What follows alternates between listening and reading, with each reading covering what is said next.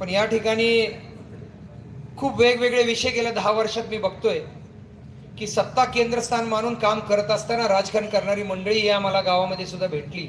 पण ज्यावेळी मी 14 ते 19 असताना कुठलंही राजकारण केलं नाही, पण कळंब्याची प्रगती व्हावी या दृष्टिकोनातून सातत्याने मी प्रयत्न करत गेलो. पाठीमागचा काळ 5 वर्षाचा 14 ते 19 वेगळा होता आणि 19 ते 24 खूप काही शिकायला मिळालं. कारण आपली मी केलेली कामं मगाशी मला माझ्या सहकार्याने वाचून दाखवली. पण माझी एक जबाबदारी म्हणून ज्या 19ला राज्यामध्ये जनतेला अपेक्षित असणारं सरकार हे जनतेने निवडून दिलं होतं, पण राज्यातील मोठमोठ्या नेत्यांनी या सरकारमध्ये बदल केला आणि जनतेला मान्य नसणारं सरकार या राज्यामध्ये स्थापन झालं आणि सगळ्या घडामोडी ह्या बंद करणारं सरकार म्हणजे कुठल्याही योजना चालू ठेवल्या नाही, नुसतं बंद करायचं सरकार म्हणजे योजना बंद पाडलेलं सरकार स्थापन झालं. पण धाडसानं निर्णय घेणारं सरकार पुन्हा या 22 साली स्थापन झालं. आदरणीय राज्याचे लाडके मुख्यमंत्री एकनाथजी शिंदे यांचं मी धन्यवाद मानतो, कारण जनतेला अपेक्षित असणारं सरकार त्यांनी स्थापन केलं आणि सर्वसामान्य माणसाला न्याय देण्याची भूमिका जे आदरणीय आपले नेते देवेंद्र फडणवीस साहेब यांच्या माध्यमातून हे सरकार स्थापन झालं. आणि त्याचबरोबर राज्यातील दुसरे नेते जे राष्ट्रवादीचे नेते अजितदादा, या 2 नेत्यांनी मिळून माननीय मुख्यमंत्र्यांचे हात बळकट करून राज्यातील जनतेला जे अपेक्षित आहे ते निर्णय घेण्याचं धडाक्याने काम सुरुवात केली. गेलेली 2.5 वर्ष आणि त्यानंतर असणारे 2.5 वर्ष सदाभाऊंनी तर लेखाजोखा मांडलाच, मग ठराविक मुद्दे मला आपल्यासमोर मांडायचे आहेत.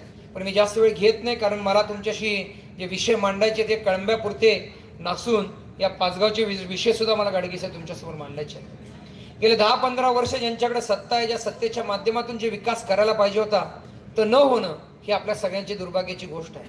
पण बंधूंनो, मी आपल्याला विनंती करतो आणि माता भगिनींना विनंती करतो, कारण गेले 5 वर्ष पाठीमागची जी गेलीत त्यामध्ये थोडासा आपला विकास वंचित झाला. आई महालक्ष्मीच्या समोर मी बोलतोय, कारण सातत्याने आपल्या लोकांची मांडणी होती की कात्यानी मंदिर असो किंवा महालक्ष्मी मंदिर असो याचा जीर्णोद्धार व्हायला पाहिजे, या मंदिराच्या शेजारी मोठा हॉल व्हायला पाहिजे. निश्चितपणे कोल्हापूरसाठी खूप मोठं योगदान या कळंब्या तलावाच्या माध्यमातून होत आहे. पण आई महालक्ष्मीच्या चरणी मी प्रार्थना करतो, आई तुझा आशीर्वाद घेऊन ज्या दिवशी निवडून या जनतेच्या ताकदीने पहिला हॉल मंजूर तुझ्यासाठी मी इथं करणार आणि या कळंबा गावाला एक मान सन्मान देणार, ते मला या ठिकाणी सांगायचं आहे. बरेच तरुण मंडळाची सहकारी मला भेटले, मला त्यांनी सांगितलं, साहेब आम्ही कळंब्यात जरी राहत असतो तरी आम्हाला ग्राउंड नाही आहे.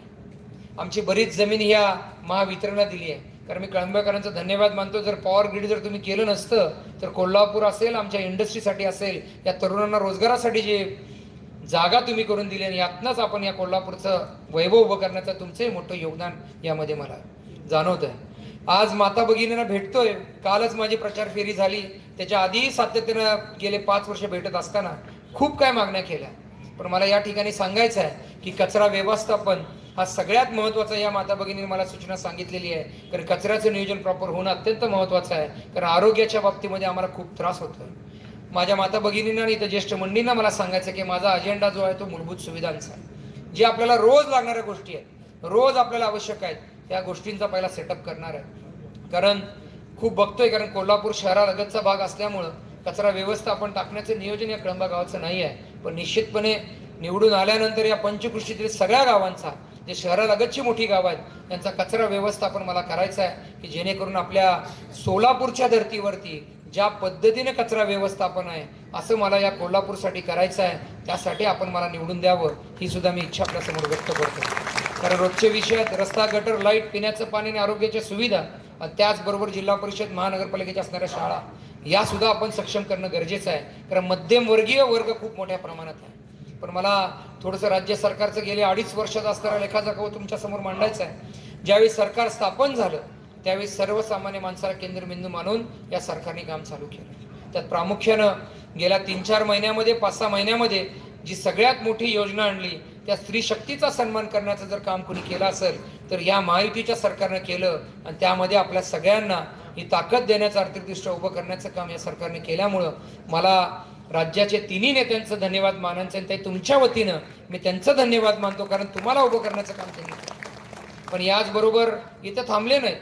पण ज्यावेळी इथं सर्वसामान्य शेतकरी आहे, 7.5 HP पर्यंतचं लाईट बिल तर माफ केलंच केलं, पण येणाऱ्या काळामध्ये सुद्धा आपल्याला शेतकऱ्यांना मोफत लाईट 12 तास असेल किंवा 24 तास देण्याचं काम हे सरकार तुमच्यासाठी करणार आहे. मला या ठिकाणी आवर्जून तुम्हाला सांगायचं आहे. पण बंधूंनो, वेगवेगळे विषय आमच्या समोर येत आहेत, त्या माध्यमातून मी बोलतोय. बऱ्याच ठिकाणी बरेच लोक आमच्यावर आरोपही करतात, पण मला खात्री आहे मी यांच्या आरोपाला कुठला म्हणजे विषय बोलणार नाही, कारण मी काम करणारा मंडळी आहे. कारण मला काम महत्त्वाचं आहे. कारण मी टीका टिप्पणीला जर उत्तर देत बसलो तर त्यांनी जी आपल्याला खोटी स्वप्न दाखवली, एक नेरेटिव्ह सेट केला, आणि या लोकसभेमध्ये तर त्यांनी नेरेटिव्ह सेट करण्यात काँग्रेस मातब्बर आहे. ज्या पद्धतीने सदाभाऊ म्हटले 50 वर्ष सत्ता असताना यांनी काय तुमच्यासाठी दिलं, पण गेले 10 वर्ष मोदीजींचं सरकार आल्यानंतर या सर्वसामान्य माणसांना केंद्रबिंदू म्हणून काम केलं, हे मला या ठिकाणी त्याचा लेखाजोखा ज्या ठिकाणी सभा असेल त्या ठिकाणी तुम्ही विचारावं अशी इच्छा व्यक्त मी तुमच्या समोर करतो. आणि जो शेतकरी असेल, तरुण वर्ग असेल किंवा आणि कोण व्यक्ती असेल तर मला त्यांनी विचारावं अशी आपल्या समोर इच्छा व्यक्त करतो. बंधूंनो, आज आपल्या सरकारचा महायुती सरकार जेव्हा येईल त्यावेळी त्यांनी जाहीरनामा सादर केलेला आहे. आणि या जाहीरनाम्यामध्ये मला कळंबा गावाचे, कारण कारखाना क्षेत्रातून या सगळ्या कळंबा गावाची मला पूर्णपणे माहिती आहे.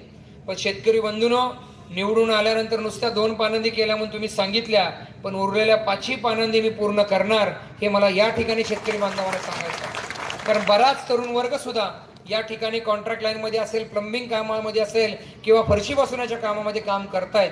पण मला या ठिकाणी सांगायचं, या सरकारने कामगार कल्याणच्या माध्यमातून खूप मोठ्या योजना आपल्यासाठी आणलेल्या आहेत. तुम्हा लोकांना उभं करण्याचं काम हे सरकार करतंय. त्यामुळे हे सरकार आपल्या कुठल्याही लोकांना, सर्वसामान्य माणसाला बरोबर घेऊन जाणारं सरकार आहे. तेव्हा आपल्याला खोटी आमिषे दाखवली जातील. येणाऱ्या 8-10 दिवसामध्ये ज्या पद्धतीने सदाभाऊंनी म्हटले की या विरोधी नेत्यांनी जो जाहीरनामा आणलाय यातली 50% जास्त कामं या आपल्या सरकारनं केलेली आहेत, त्याचीच पुनरावृत्ती ते सांगतायत. पण गेल्या 50 वर्ष न देता ज्या पद्धतीनं लाडक्या बहीण योजनेसाठी बंद करण्यासाठी खूप काँग्रेसने प्रयत्न केला, पण आपण माता भगिनी आपल्याला समोर येणाऱ्या 8 दिवसामध्ये आमिषे दाखवली जातील. त्या आमिषाला आपण बळी पडू नका. ज्या पद्धतीनं संविधान रद्द करणार म्हणून जाहीर सांगितलं, पण परवा दिवशीच आदरणीय देशाचे पंतप्रधान मोदीजी ज्यांनी सांगितलं की ज्या संविधानाला सन्मान करून, नमस्कार करून मी ज्या व्यासपीठावर किंवा ज्या खुर्चीवर बसलोय त्या संविधानाला जब तक सूरज चांद रहेगा तब तक संविधान रहेगा असं जाहीरपणे आपल्या पंतप्रधानांनी सांगितलेलं आहे. आणि त्याच पद्धतीने सांगतो, नेरेटिव्ह सेट करण्याची पद्धती तुमची खोटी आहे.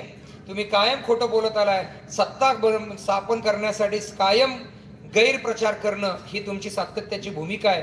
त्यामुळे ही जनता हुशार आहे. या जनतेने निर्णय घेतलाय की आत्ताच मगाशी सासने साहेब वकिलांनी सांगितलं की बाबा हा निवडणुकीचे निर्णय ह्या आता एक्झिट पोल बाहेर आलेले आहेत. मला खात्री आहे बंधूंनो, हे सरकार तुमच्या आमच्यासाठी, सर्वसामान्यांसाठी, तीर्थक्षेत्र असू दे, आरोग्य असू दे, शिक्षण असू दे, या सगळ्या बाबतीमध्ये काम करणारं हे सरकार आहे. त्यामुळं जे दिलंय ते दिलंय आणि जे देणार ते देणार आहेत. त्यामुळे या सरकारवर विश्वास ठेवावा. त्यांच्यातलाच एक सहकारी म्हणून मला तुम्ही सगळ्यांनी येणाऱ्या 5 वर्षासाठी मला फक्त तुमच्याकडून हे येणारे 9 दिवस ते 10 दिवस पाहिजेत. कारण आज तारीख 11 आहे, 20 तारखेला मतदान आहे. या 9 दिवसामध्ये माझ्यासाठी तुम्ही वेळ काढावा. पुढचे 5 वर्ष अमल माडिक तुमच्यासाठी काम करेल, रोज तुमच्यासाठी सहकार्य करेल, हे जाहीरपणे या सभेच्या निमित्ताने मी सांगतो. कुठलाही प्रश्न असू दे, या प्रश्नासाठी अमल माडिक तुमच्याबरोबर उभा राहील हे मला या ठिकाणी सांगायचं आहे. कुठलंही स्वप्न खोटं दाखवणार नाही. जे करणार ते तुमच्यासाठी करणार, जे बोललोय ते करणार ही ग्वाही या निमित्ताने देतो. येणाऱ्या 20 तारखेला माझं चिन्ह आहे कमळ. या पद्धतीने सदाभाऊंनी सांगितलं की ओनली कमल. या पद्धतीने तुम्ही कमळ फक्त चिन्ह लक्षात ठेवावं. कुठल्या भूलथापांना बळी न पडता या ठिकाणी मी इथे जे तरुण उपस्थित आहेत, या सरकारनं सांगितलंय की 25,000 महिलांना पोलीस भरतीमध्ये घेणार, 25 लाख तरुणांना रोजगार देणार आणि याचबरोबर शेतीसाठी जे जे काय करता येते ते सर्व काय करणार आणि 100% शेतकऱ्यांची कर्जमाफी करणार. त्यामुळे आपण सगळे जागरूक आहात. त्यामुळे येणाऱ्या काळामध्ये कळंब्यासाठी, पाचगावसाठी, या पंचकृषीसाठी ग्राउंड, तलावाचं होणारं प्रदूषण, ज्या वाढत्या वस्त्या आहेत कात्यानी पार्क, या ठिकाणचं वाढीव गावठाण करून ती घरं निर्मिती करणार हे मला या ठिकाणी तुम्हाला सांगायचं. आणि येणाऱ्या काळामध्ये हे सगळ्या गोष्टी केल्या जातील. आपण अत्यंत चांगल्या पद्धतीने उपस्थित राहिलात.